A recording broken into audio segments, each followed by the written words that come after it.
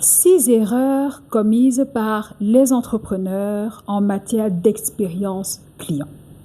Alors, déjà, la liste, elle est loin d'être exhaustive, mais pour moi, j'ai répertorié celles qui me semblaient les principales, celles qui me semblaient fatales, en tout cas, pour un business.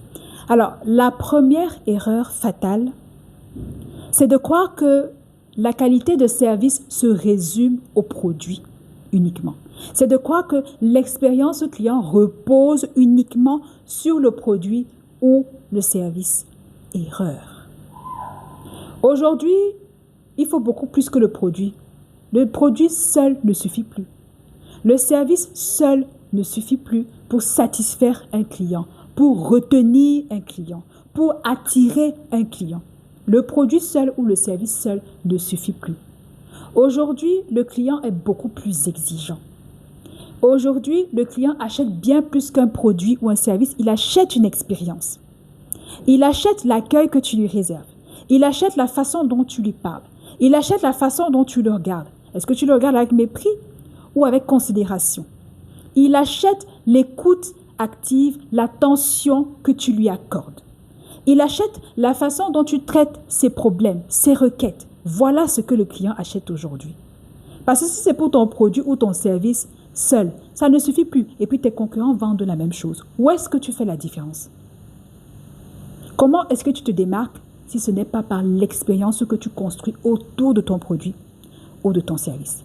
La deuxième erreur qui est commise, c'est ne pas former ses équipes. Alors ça reste encore un gros problème. Ne pas former ses équipes. On en est encore aujourd'hui, en 2026, à penser que former ses équipes en accueil client, en gestion des conflits, c'est inutile.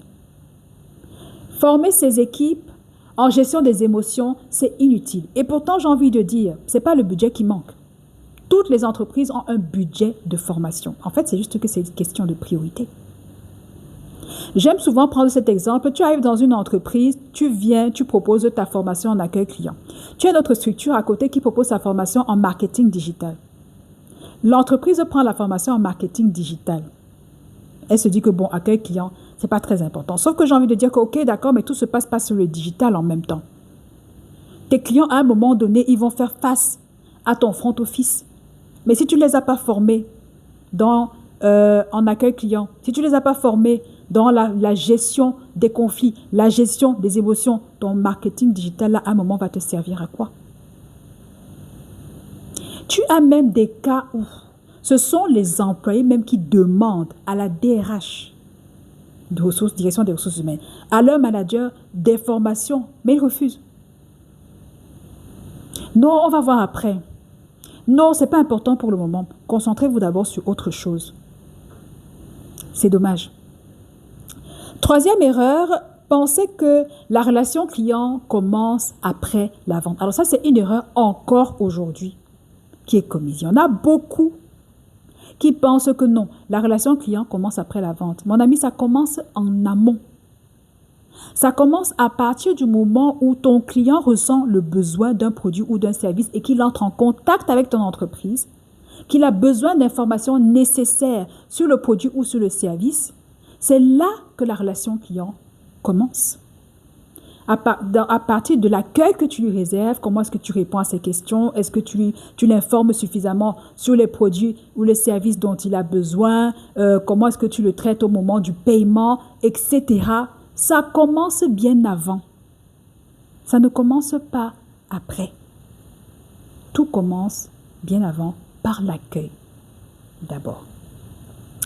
Quatrième erreur, c'est mal gérer ou éviter les réclamations. Alors ça aussi, ça reste encore un énorme problème pour beaucoup d'entrepreneurs, pour beaucoup d'entreprises qui ont du mal à gérer les réclamations. Voilà pourquoi on parlait de formation plus tôt. Il faut savoir gérer les réclamations des clients.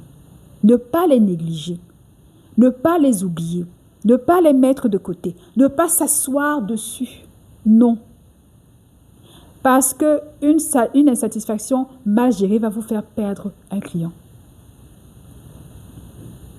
Ça va vous faire perdre un client. Ce que vous ne savez pas, c'est que le traitement des réclamations est un gage de fidélisation puissant, mais vous le négligez.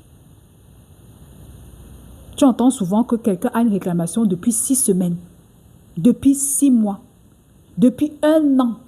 Ce n'est pas traité, ce n'est pas géré. Et ça, c'est une mauvaise image pour vous. Et ça vous fait perdre des clients.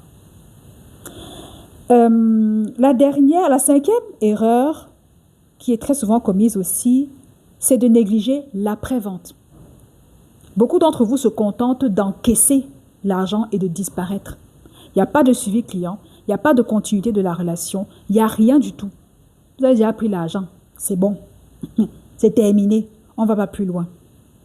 Et pourtant, l'après-vente est tout aussi important. C'est tout aussi important. Ça consiste en quoi? À prendre des nouvelles du client, par exemple. Ça consiste parfois même à lui envoyer une petite enquête de satisfaction pour savoir si tout va bien. Est-ce qu'il est satisfait? C'est même peut-être anticiper sur ses besoins aussi. Supposons que ce client a eu à commander, acheter un détergent chez vous.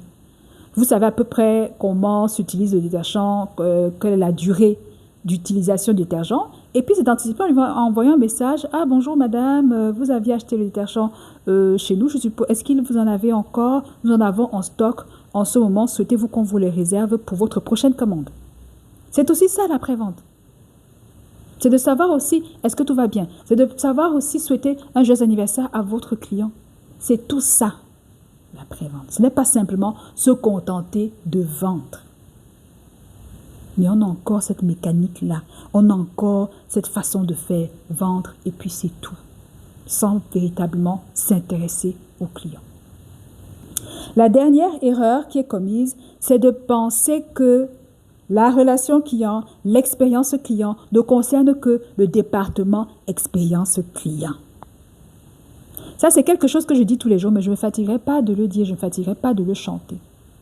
L'expérience client ne concerne pas uniquement le département expérience client ou relation client. Ça concerne toute l'entreprise, ça concerne tous les employés sans exception, du top management jusqu'au balayeur. Ça concerne tout le personnel. Le client n'est pas seulement le client du département expérience client. Le client, c'est le client de la DRH.